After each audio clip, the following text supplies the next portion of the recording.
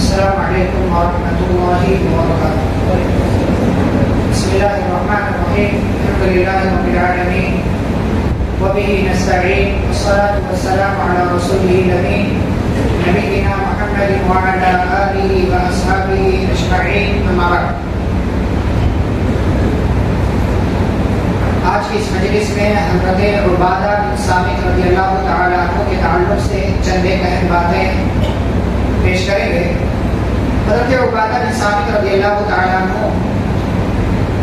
ان کا نام ہے عبادہ بن صامت بن قیس بن اسرم بن فہر بن ثعلبہ خزرجی، اور ولید ان کی کنیت ابو الولید تھی۔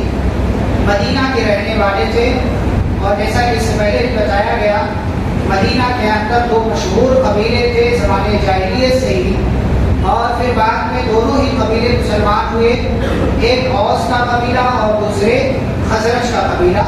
تو یہ خزرج قبیلے سے تعلق رکھتے تھے، اس لیے ان کو خزرجی کہا جاتا ہے۔ ان کی پیدائش کب ہوئی؟ ہجرت سے تقریباً 38 سال پہلے، یعنی 38 سال پہلے نبی صلی اللہ علیہ وسلم کی عمر اس وقت تقریباً 15-16 سال تھی۔ اس وقت حضرت عبادہ بن صامت رضی اللہ تعالیٰ عنہ پیدا ہوئے 585 عیسوی میں، 585 عیسوی میں، اور پھر بڑے ہوئے، اور نبی صلی اللہ علیہ وسلم کی ہجرت سے کچھ دنوں پہلے انہوں نے اسلام قبول کیا۔ جیسا کہ اس سے پہلے بھی بات آئی کہ نبی صلی اللہ علیہ وسلم نے مدینہ ہجرت کرنے سے پہلے مدینہ کے کئی ایک لوگوں سے کئی ایک وقتوں میں ملاقات کی۔ نبوت کے 11ویں سال 6 لوگوں سے ملاقات ہوئی حج کے موقع سے، نبوت کے 12ویں سال 12 لوگوں سے ملاقات ہوئی، نبوت کے 13ویں سال 75 لوگوں سے ملاقات ہوئی، اور ان سب کے سب نے الگ الگ وقتوں میں اسلام قبول کر لیا۔ پہلے 6 پھر 12 پھر 75 لوگوں نے اسلام قبول کیا، اور پھر اس کے بعد صحابہ نے مدینہ ہجرت کرنا شروع کیا تھا۔ تو یہ جو دوسری بیعت عقبہ ہوئی تھی سن 12 نبوت کے 12ویں سال میں، اس سال حضرت عبادہ بن صامت رضی اللہ تعالیٰ عنہ بھی آئے تھے، اور اسی سال حضرت عبادہ بن صامت رضی اللہ تعالیٰ عنہ نے اسلام قبول کر لیا تھا۔ مدینہ سے جو لوگ آئے تھے نبی صلی اللہ علیہ وسلم سے ملاقات کی تھی، یہ بھی ان میں سے تھے۔ اور پھر جب نبوت کا 13واں سال آیا اور 75 لوگوں نے اسلام قبول کیا، تو یہ دوبارہ آئے تھے، اور جو 12 ذمہ دار مقرر کیے تھے نبی صلی اللہ علیہ وسلم نے، جیسا کہ اس سے پہلے بات بتائی گئی عبداللہ بن رواحہ رضی اللہ عنہ کے تذکرے میں، کہ 12 جو ذمہ دار بنائے گئے تھے ان میں سے ایک نام عبداللہ بن رواحہ کا بھی تھا، اور ایک نام خزرج قبیلے سے حضرت عبادہ بن صامت رضی اللہ تعالیٰ عنہ کا بھی تھا۔ تو نبی صلی اللہ علیہ وسلم کی ہجرت سے پہلے ہی انہوں نے اسلام قبول کر لیا تھا، اور مدینے کے اندر اسلام کی دعوت و تبلیغ کر رہے تھے۔ آپ صلی اللہ علیہ وسلم ہجرت کر کے مدینہ آئے تو آپ کے ساتھ تمام غزوات میں شریک رہے، اور بعض دفعہ نبی صلی اللہ علیہ وسلم نے انہیں صدقات اور زکوٰۃ کی وصولی کے لیے مقرر کیا۔ بعض علاقوں کی طرف اس وصولی کے لیے ان کو بھیجا، اور یہ گئے اور وصولی کر کے لے کر آئے۔ ان کا مقام و مرتبہ کیا ہے ہم جانتے ہیں، جیسا کہ یہ ایک صحابی ہیں، اور صحابی ہونا اپنے آپ میں بہت بڑی بات ہے، بہت فضیلت کی بات ہے۔ دوسری فضیلت یہ کہ جنگ بدر میں شریک رہے۔ تیسری فضیلت یہ کہ صلح حدیبیہ میں بیعت رضوان میں شریک رہے۔ چوتھی فضیلت یہ ہے کہ حافظ قرآن تھے، جو بھی قرآن کا حصہ اترتا تھا اس کو یہ حفظ کر لیا کرتے تھے، اور نبی صلی اللہ علیہ وسلم کی جانب سے یہ مقرر کیے گئے تھے۔ صفہ، اصحاب صفہ جو چبوترا تھا صفہ نام کا، اور وہاں پر غریب اور مسکین اور نادار اور دیگر صحابہ آ کر کے اسلام کی تعلیم حاصل کرتے تھے، تو ان لوگوں کو تعلیم دینے والوں میں نبی صلی اللہ علیہ وسلم تو تھے ہی، وہ تو سب تھے، لیڈر تھے، ٹیچر تھے، معلم تھے، سب مربی تھے، سب کچھ تھے، لیکن نبی صلی اللہ علیہ وسلم نے کچھ صحابہ کی ذمہ داری بھی لگا رکھی تھی۔ انہی صحابہ میں سے ایک صحابی حضرت عبادہ بن صامت رضی اللہ تعالیٰ عنہ بھی تھے، جو اصحاب صفہ کو دین کی بات سکھانے پر مقرر کیے گئے تھے۔ انہیں قرآن سکھایا کرتے تھے، قرآن کی باتیں بتایا کرتے تھے، تو اصحاب صفہ کے استاد اور ٹیچر بھی تھے۔ اور 5ویں فضیلت یہ ہے کہ عمر رضی اللہ تعالیٰ عنہ نے داری بھی تھی جس کا تذکرہ ہم ابھی آگے آپ کے سامنے کریں گے. یزید بن ابو سفیان رضی اللہ تعالیٰ عنہ معاویہ رضی اللہ تعالیٰ عنہ کے بھائی ہیں. حضرت عمر رضی اللہ تعالیٰ عنہ کے زمانے میں یہ شام کے گورنر تھے, یا شام کی کوئی ذمہ داری ان کو ملی ہوئی تھی.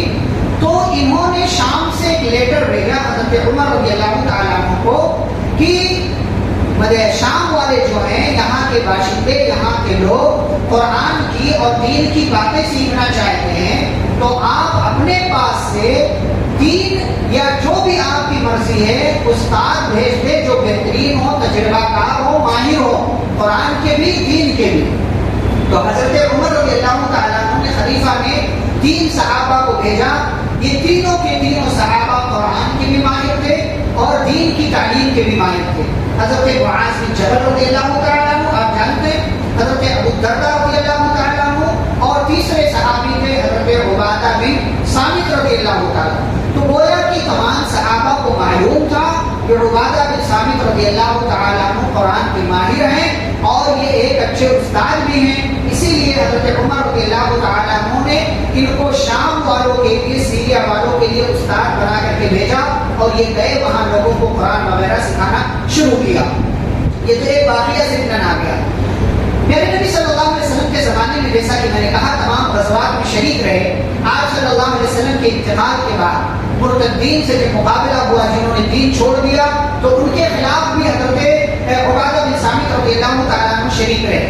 چنانچہ طرطوس نام کا علاقہ فتح کیا گیا, تو اس فتح میں بہت نمایاں کردار ادا کیا حضرت عبادہ بن صامت رضی اللہ. ایسا نہیں کہ ٹیچر تھے, استاد تھے, تو جنگ کرنا نہیں جانتے, جنگ کرنا نہیں جانتے تھے, بہادر بھی تھے اور میدان جنگ کے ماہر بھی تھے. ایک آدھ واقعہ میں ابھی آپ کے سامنے ذکر کرتا ہوں. تو طرطوس نام کا علاقہ فتح ہوا, اس فتح میں بہت بڑا کردار انہوں نے ادا کیا. ایسے ہی یہ جو ہے ذمہ داری ادا کرنے میں بھی بڑے ماہر تھے, ذمہ دار قسم کے انسان تھے. حضرت ابو عبیدہ رضی اللہ تعالیٰ عنہ حمص کے علاقے کے گورنر تھے.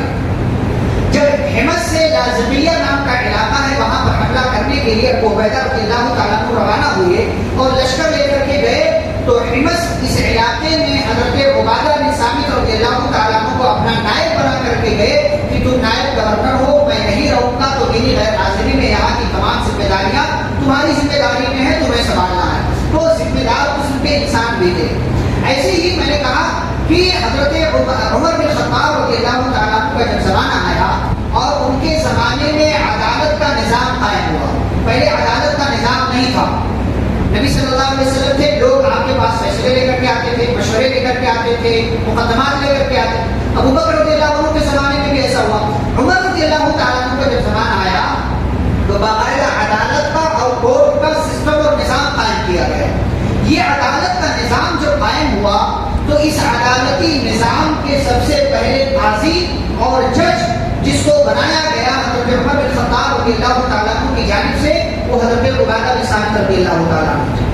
یہ ان کی فضیلت ہے کہ اور دیگر صحابہ موجود تھے, لیکن ان کی مہارت, ان کی صلاحیت, ان کی قابلیت, ان کی ذمہ داری کا احساس جو ان کے اندر تھا, یہ ساری چیزیں دیکھ کر کے حضرت عبادہ بن صامت رضی اللہ تعالیٰ عنہ کو حضرت عمر بن خطاب رضی اللہ تعالیٰ عنہ نے انہیں قاضی بنا دیا, جج بنا دیا. اور کیوں نہ بنائیں, نبی صلی اللہ علیہ وسلم نے اپنی زندگی میں جس انسان کو, جس صحابی کو اصحاب صفہ کا استاد مقرر کیا ہو, ظاہر سی بات ہے واقعی معنوں میں استاد ہوگا, اسی لیے اسے استادوں والی ذمہ داری دی گئی اور اسے عدالت کے بہترین اور اعلیٰ منصب پر حضرت عمر بن خطاب رضی اللہ تعالیٰ عنہ نے قائم کیا. ایسے ہی ان کا ایک اہم واقعہ یہ ہے, حضرت عمرو بن عاص رضی اللہ تعالیٰ عنہ کے تذکرے میں بتایا گیا کہ انہوں نے مصر فتح کیا. مصر جو لشکر بھیجا گیا عمر رضی اللہ تعالیٰ عنہ کی جانب سے, اس کے سپہ سالار اور کمانڈر حضرت عمرو بن عاص رضی اللہ تعالیٰ عنہ تھے. عمرو بن عاص رضی اللہ تعالیٰ عنہ جب مصر پہنچے اور انہوں نے علاقہ فتح کرنے کا پلان کیا, تو ان کو یہ لگا کہ بھائی حملہ کرنا ہے تو مزید لشکر کی ضرورت پڑے, مزید لشکر کی ضرورت پڑے. تو عمر بن خطاب رضی اللہ تعالیٰ عنہ کے پاس لیٹر بھیجا. لیٹر ان کے پاس آیا تو انہوں نے مزید مدد مانگی تھی کہ مزید ہمارے پاس صحابہ کو بھیجا جائے اور لڑنے والوں کو بھیجا جائے, مزید فوج روانہ کی جائے. عمر بن خطاب رضی اللہ تعالیٰ عنہ نے 4000 صحابہ کا لشکر بھیجا اور 1000 لشکر کا ایک امیر، دوسرے 1000 لشکر کا دوسرا امیر، 4000 لشکر کے 4 الگ الگ امیر مقرر کیے اور ان میں سے 1000 لشکر کے امیر حضرت عبادہ بن صامت رضی اللہ تعالیٰ عنہ کو مقرر کیا۔ یہ لشکر جب مصر پہنچا، عمرو بن عاص رضی اللہ تعالیٰ عنہ سے ملاقات ہوئی تو یہاں انہوں نے اپنا پلان بنانا شروع کر دیا۔ ادھر مصر کا جو بادشاہ تھا مقوقس نام کا بادشاہ تھا، اس کی جانب سے جاسوس مقرر کیے گئے تھے کہ جاؤ دیکھو اسلامی لشکر کا کیا حال ہے، یہ لوگ کیا پلان بنا رہے ہیں۔ تو جاسوس گئے اور انہوں نے آ کر کے اطلاع دی مصر کے بادشاہ مقوقس کو کہ دیکھو یہ ایسی فوج ہے کہ انہیں مرنے کا اور زندگی کا کوئی غم نہیں ہے، یعنی زندگی اور موت کا ان کے یہاں بہت زیادہ کوئی معاملہ نہیں ہے، کوئی میٹر نہیں کرتا کہ یہ زندہ رہیں یا مر جائیں۔ ان کے نظر میں موت زندگی سے بہتر ہے۔ مزید کیا کہا کہ ان کے رہنے سہنے سے پتہ ہی نہیں چلتا ہے کہ ان کا کون امیر ہے، کون ذمہ دار ہے، کون ان کا قائد ہے، کون ان کا کمانڈر ہے، کون ان کا سپہ سالار ہے، کچھ پتہ نہیں چلتا۔ مزید یہ کہا کہ یہ ایسی فوج ہے کہ ان کا امیر، ان کا سپہ سالار اگر انہیں کسی بات کا حکم دے دے، یہ اس کو کر لینے میں ہی اپنے لیے خیر، نجات اور کامیابی سمجھتے ہیں، اور یہ ڈرنے بھیڑنے والی قوم ہے کہ ان کے مقابلے میں کوئی آ جائے تو اسے زندہ نہیں چھوڑتے۔ اور بہت ساری باتیں ان لوگوں نے بیان کی۔ تو مصر کا جو بادشاہ تھا اس نے کہا جاسوسوں سے کہ جیسا تم لوگوں نے بتایا ہے، اگر یہ فوج ویسی ہی ہے تو پھر ہمارا یہ علاقہ فتح کرنے سے انہیں کوئی نہیں روک سکتا۔ ظاہری طور سے بادشاہ پر خوف طاری ہو گیا، لیکن بادشاہ نے وزراء سے، منسٹر سے کہا تم لوگ کیا کہتے ہو، ہمیں لڑنا چاہیے یا کیا کرنا چاہیے، کیا ہمیں ہتھیار ڈال دینا چاہیے؟ تو لوگوں نے کہا، درباریوں نے کہا بادشاہ آپ کی جو بات ہو وہ ہماری بات، آپ کا جو فیصلہ وہی ہماری بات، آپ جو کہیں گے وہ ہم کر جائیں گے، آپ ہمیں جس چیز کا بھی حکم دیں۔ کہا اچھا ٹھیک ہے، میں چاہتا ہوں کہ ان کے کسی وفد سے، کسی ٹیم سے ملاقات کروں۔ ایک لیٹر بھیجا سپہ سالار کمانڈر عمرو بن عاص رضی اللہ تعالیٰ عنہ کے پاس کہ ہم تمہاری ایک ٹیم سے، جماعت سے ملاقات کرنا چاہتے ہیں۔ عمرو بن عاص رضی اللہ تعالیٰ عنہ نے ایک ٹیم بنائی اور اس ٹیم کو بھیجا، اور اس ٹیم کا لیڈر جو بنایا، امیر جو بنایا، عبادہ بن صامت رضی اللہ تعالیٰ عنہ۔ یہ ٹیم آئی، بادشاہ مقوقس کے پاس دربار میں پہنچی اور عبادہ بن صامت رضی اللہ تعالیٰ عنہ آگے بڑھے، لمبے تڑنگے بھاری بھرکم جسم کے مالک تھے، لیکن رنگ کالا تھا۔ تو بادشاہ، مصر کے لوگ گورے چٹے ہوتے ہیں، بادشاہ نے کہا بقیہ لوگوں سے کہ تم نے کس کو آگے بڑھایا ہے؟ کوئی اور اعلیٰ حسب نسب والا، اعلیٰ خاندان والا آئے، آگے بڑھے، میں اس سے بات کروں گا، یہ کس کو تم نے آگے بڑھا دیا ہے؟ مطلب حقارت کی نظر سے اس نے جو ہے ذلت والی بات کہی۔ تو بقیہ لوگوں نے کہا ہمارے کمانڈر سپہ سالار نے ہماری اس ٹیم کا، اس جماعت کا امیر بنا کر کے انہی کو بھیجا ہے، اور ہم اپنے امیر کی اطاعت کو ضروری سمجھتے ہیں، اسی لیے ہم نے ان کو آگے بڑھا دیا، یہی آپ سے بات کریں گے۔ پھر سے بادشاہ نے آج جملہ حقارت اور ذلت والا کہا، لیکن میں آپ کا اچھا ٹھیک ہے بھائی، اگر تم لوگ تیار ہو تو میں بات کر لیتا ہوں۔ تو عبادہ بن صامت رضی اللہ تعالیٰ عنہ نے اپنی بات رکھی، کہا بادشاہ آپ اپنی جو ہے اندر کے خوف کو چھپانے کے لیے اس طرح کی باتوں کو لوگوں کے سامنے مت کریں۔ یعنی دیکھیں اندر، مطلب پورا بایو ڈاٹا پورا اسکین کر لیا کہ بادشاہ اس کے اندر کیا ہے، خیالات کیا ہے، چھپا کیا رہا ہے، ظاہر کیا کر رہا ہے۔ کہا تم ہم سے خوف کرو، یہ ہمیں معلوم ہے، خوف کو چھپانے کے لیے تم میری نسل پر، تم میرے رنگ پر سوالیہ نشان کھڑا کر رہے ہو، یہ کرنا چھوڑ دو، یہ کرنا چھوڑ دو، میری بات مانو، اسلام قبول کر لو۔ اسلام قبول کر لو گے عافیت میں رہو گے، اگر اسلام قبول نہیں کرتے ہو تو ٹیکس دے کر اس علاقے میں رہنا چاہو تو رہو، اور اگر ٹیکس دے کر نہیں رہ سکتے تو تم ہم سے لڑائی کرنے کے لیے تیار ہو جاؤ، اور جان لو کہ ہماری لڑائی اللہ کے لیے ہوتی ہے، ہمارا سارا کام، ہمارا سارا عمل اللہ رب العالمین کے لیے ہوتا ہے۔ یہ پوری تقریر کی چھوٹی سی حضرت عبادہ بن صامت رضی اللہ تعالیٰ عنہ نے، بادشاہ ڈر گیا، خوف میں مبتلا ہو گیا، لیکن بہرحال اس نے اپنے الفاظ سے یہ ظاہر کیا کہ نہیں، مجھے کوئی ڈر نہیں، مجھے کوئی خوف نہیں، جاؤ ہم تم پر ایسا حملہ کریں گے کہ تم یاد رکھو گے اور ہم تمہیں ذلیل و رسوا کر کے رکھ دیں گے۔ عبادہ بن صامت رضی اللہ تعالیٰ عنہ ادھر آ گئے اور اپنی چھاپ، اپنا اثر چھوڑ کر کے عمرو بن عاص رضی اللہ تعالیٰ عنہ کے پاس پہنچے۔ ادھر خوشخبری پہنچنے میں مدینہ میں تھوڑی تاخیر ہوئی تو حضرت عمر رضی اللہ تعالیٰ عنہ نے ایک اور لیٹر مصر بھیجا. عمرو بن عاص رضی اللہ تعالیٰ عنہ کو تھوڑا ڈانٹا, کہا اتنا بڑا لشکر میں نے بھیجا, مزید 4000 اور بھیجے, اور ان 4000 لشکر کا الگ الگ امیر میں نے ایسے ایسے لوگوں کو مقرر کیا کہ ان میں سے ہر امیر 1000 انسان پر بھاری ہے. صرف امیر. گویا کہ عبادہ بن صامت رضی اللہ تعالیٰ عنہ کی فضیلت حضرت عمر رضی اللہ تعالیٰ عنہ بیان کر رہے ہیں کہ یہ ایسا امیر اور ایسا ذمہ دار انسان ہے کہ اگر اس کو 1000 کے مقابلے میں کھڑا کر دیا جائے تو 1000 پر بھاری پڑ جائے گا. اتنا بہادر ہے. پھر بھی ابھی فتح کرنے میں اتنی تاخیر ہو رہی ہے تو عمرو بن عاص رضی اللہ تعالیٰ عنہ نے حالات لکھ کر کے عمر رضی اللہ تعالیٰ عنہ کو بھیجا اور ادھر مصر پر حملہ کرنے کی پوری تیاری کر دی گئی. تیاری اس طریقے سے کی گئی کہ ناکہ بندی کر دی گئی. اس سے پہلے میں ذکر کر چکا ہوں, اسکندریہ سب سے بڑا علاقہ تھا, اس پر حملہ کرنے کے لیے عبادہ بن صامت رضی اللہ عنہ کو ایک چھوٹا سا لشکر دے کر کے بھیجا گیا. اسکندریہ پر جو دشمن تھے اس کو بچانے کے لیے انہوں نے پوری تیاری کر رکھی تھی, لیکن جب مقابلے میں آئے تو عبادہ بن صامت رضی اللہ عنہ نے ایک چال چلی, ایک جو ہے تدبیر اختیار کی, اور وہ تدبیر یہ تھی کہ اس سے پہلے جنگ کے میدان میں مورچے نہیں لگائے جاتے تھے. مورچہ سمجھتے وہ ادھر سے لڑتے ہوئے آ رہے یہاں مورچہ بنا لو. اس کا دو فائدہ ہوگا. ایک فائدہ یہ کہ لشکر آرام کر سکتا ہے, دوسرا فائدہ یہ ہوگا کہ دشمن کو ڈرایا جا سکتا ہے کہ پتہ نہیں یہاں جو خیمے بنائے گئے ہیں, یہاں جو مورچہ لگایا گیا ہے, یہاں کتنے لوگ ہیں, چپکے سے آ کر کے کہیں ہمارے اوپر حملہ تو نہیں کر دیں گے. تو یہ ڈر اور خوف ہے. اس سے پہلے مورچے کا کوئی وجود نہیں تھا. عبادہ بن صامت رضی اللہ تعالیٰ عنہ نے اسے ایجاد کیا جو اسلامی لشکر کی جانب سے یہ سارا معاملہ انجام دیا. اس مورچہ لگانے کا فائدہ ہوا اور عبادہ بن صامت رضی اللہ تعالیٰ عنہ کے لشکر نے ایک بار بھی اسکندریہ پر حملہ کیا اور یہ علاقہ فتح ہوا. اس علاقے کے فتح ہوتے ساتھ ہی پورا کا پورا مصر اسلام کی حکومت میں آ گیا. ہر طرف حملے ہوئے اور پورا کا پورا علاقہ فتح ہو گیا. فاتح مصر حضرت عمرو بن عاص رضی اللہ عنہ قرار پائے. کمانڈر تھے, سپہ سالار تھے, بہادر تھے, جرنیل تھے, لیکن ایک بہت بڑا کردار حضرت عبادہ بن صامت رضی اللہ تعالیٰ عنہ کی بہادری, ان کی تدبیر, ان کے فیصلے, ان کی چالاکی اور ان کی ہوشیاری سے ہوئی, اور اس فتح میں بہت بڑا کردار حضرت عبادہ بن صامت رضی اللہ تعالیٰ عنہ نے ادا کیا.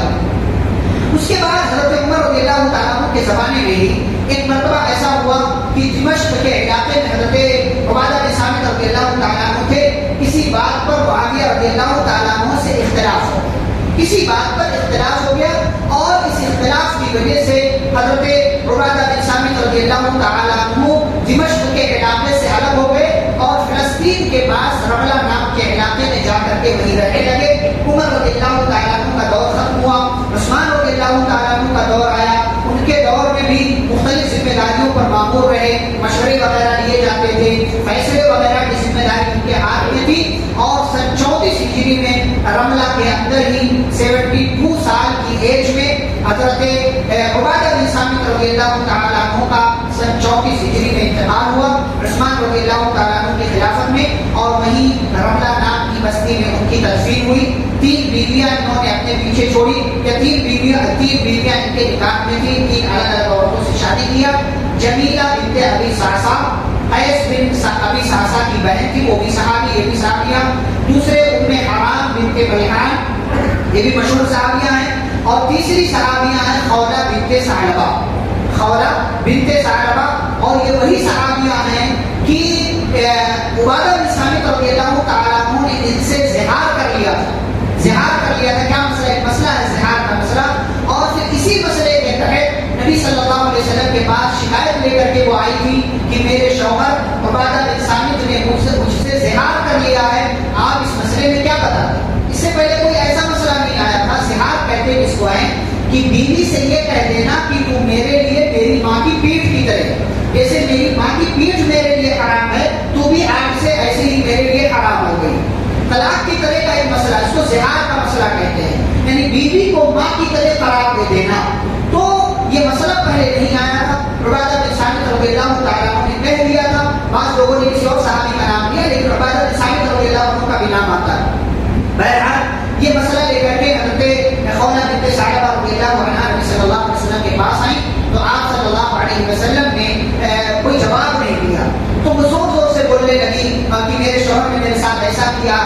نہیں کہہ رہے, کوئی جواب نہیں دے رہے. اب عائشہ رضی اللہ تعالیٰ عنہ کہتی ہیں میں اسی کمرے میں موجود تھی, مجھے ان دونوں کی کچھ باتیں سنائی دے رہی تھی, کچھ باتیں سنائی نہیں دے رہی تھی کہ تھوڑی دیر کے بعد نبی صلی اللہ علیہ وسلم کی کیفیت بدلی, آپ کے اوپر وحی کا نزول ہوا اور اللہ نے کہا قد سمع اللہ قول الذی, اللہ نے اس عورت کی بات کو سن لیا. اما عائشہ اسی کمرے میں ہے, کہتی ہے مجھے تھوڑی بات سنائی دے رہی تھی, تھوڑی سنائی نہیں دے رہی, اور 7 آسمانوں کے اوپر عرش پر موجود ہے, وہ کہہ رہا ہے قد سمع اللہ, اللہ نے بات سن لیا اس عورت کی. یہ اللہ کی طاقت ہے, قدرت ہے, اتنا دور ہونے کے باوجود اللہ سنتا ہے اور سب کی سنتا ہے. تو اللہ تعالیٰ نے اس مسئلے کا حل بیان کیا, اور حل یہی بیان کیا کہ اگر کوئی مرد اپنی بیوی سے زہار کر لیتا ہے, یعنی اس کو اپنی ماں کی پیٹھ کی طرح کہہ لیتا ہے, تو وہ اس سے الگ ہو جائے گی. یا تو وہ مرد کفارہ دے. کفارہ کیا ہے؟ اللہ رب العالمین نے ترتیب بیان کیا. ترتیب یہ ہے 60 مسکینوں کو کھانا کھلانا, 1 غلام آزاد کرنا, یا 2 مہینے کا کنٹینیو روزہ رکھنا. 2 مہینے کا کنٹینیو روزہ رکھنا. یہ زہار کا مسئلہ اسی عورت اور عبادہ بن ثابت رضی اللہ تعالیٰ عنہ کے مسئلے کے تحت آیا, اور پھر بعد میں اس کی تفصیل انشاءاللہ جب قرآن کی بات آئے گی تو وہاں پر ہم بیان کریں گے. حضرت عبادہ بن ثابت رضی اللہ تعالیٰ عنہ کے 4 یا 5 بیٹے تھے, اور بیٹیوں کے تعلق سے مجھے علم نہیں کہ کتنی بیٹیاں تھیں. ان کی زندگی سے کیا سبق ملتا ہے, چند ایک باتیں بتا کے بات ختم کرتے ہیں. سب سے پہلی بات, امانت میں خیانت مت کرو. پیارے نبی صلی اللہ علیہ وسلم نے جب ان کو صدقات کی وصولی کے لیے بھیجا تو وصیت کی تھی, نصیحت کی تھی کہ دیکھو عبادہ, امانت جو ہے اس میں خیانت نہیں کرنا, خیانت نہیں کرنا. جو وصول کر لاؤ مکمل حوالے کر دینا, ورنہ اللہ تعالیٰ کل قیامت کے دن سوال کرے گا. عبادہ بن ثابت رضی اللہ تعالیٰ عنہ یہ سن کر رونے لگے تھے اور کہا اللہ کے نبی صلی اللہ علیہ وسلم مجھے آپ کی بات پر یقین ہے, میں امانت میں خیانت نہیں کروں گا. تو امانت میں خیانت کبھی مت کرے. دوسری بات, دشمن سے خوف مت کھائے. دشمن سے خوف مت کھائے. دشمن کی آنکھ میں آنکھ ڈال کر جرأت اور ہمت کے ساتھ اس سے بات کرے, اس کے لیول پر آ کر کے بات کرے. اپنی باڈی سے, اپنے جسچر سے, اپنی اشاروں سے, اپنی حیرت سے, اپنی شکل و صورت سے, اور اپنے پورے بدن سے کہیں سے بھی نہیں لگنا چاہیے کہ آپ دشمن سے خوف کھا رہے ہیں, دشمن سے ڈرے ہوئے ہیں. مصر کا بادشاہ ہے اور ایک رنگ کے اعتبار سے ایک معمولی انسان عبادہ بن ثابت بادشاہ کے دربار میں کھڑے ہو کر آنکھوں میں آنکھیں ڈال کر بات کر رہے ہیں. دشمنوں سے خوف نہیں کھانا چاہیے. تیسری بات یہ, حق بات کہنے کا حوصلہ رکھو. سامنے کوئی بھی ہو پرواہ نہیں, ذمہ دار ہو, کمانڈر ہو, لیڈر ہو, سپہ سالار ہو, ڈی آئی جی ہو, ایس پی ہو, ڈی ایس پی ہو, کوئی اور انسان ہو, حق بات کہنے کا حوصلہ ہونا چاہیے.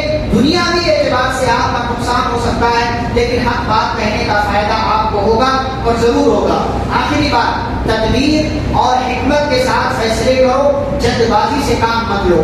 دیکھو تدبیر کیا ہو سکتا ہے, کیا نہیں ہو سکتا ہے, کس طریقے سے پلان بناؤ کہ کامیابی ہوگی, کیا کروں کہ مجھے بھی نقصان نہ ہو, میرے ساتھیوں کو بھی نقصان نہ ہو. تدبیر اور حکمت کے ساتھ فیصلے کرو تاکہ وہی تدبیر دوسری قومیں بھی اختیار کریں. عبادہ بن ثابت نے مورچے کا سسٹم نکالا اور مورچے کے سسٹم اس تدبیر کے ذریعے کامیابی حاصل کی, پورا مصر فتح ہوا بعد میں, اور پھر اسی تدبیر کو دیگر قوموں نے بھی اختیار کیا.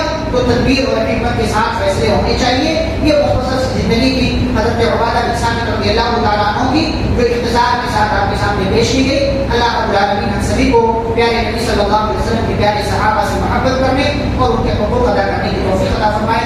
آمین. صلی اللہ علیہ وسلم الكريم. سبحانك اللهم وبحمدك اشهد ان لا اله الا انت استغفرك واتوب اليك. والسلام عليكم ورحمه الله وبركاته.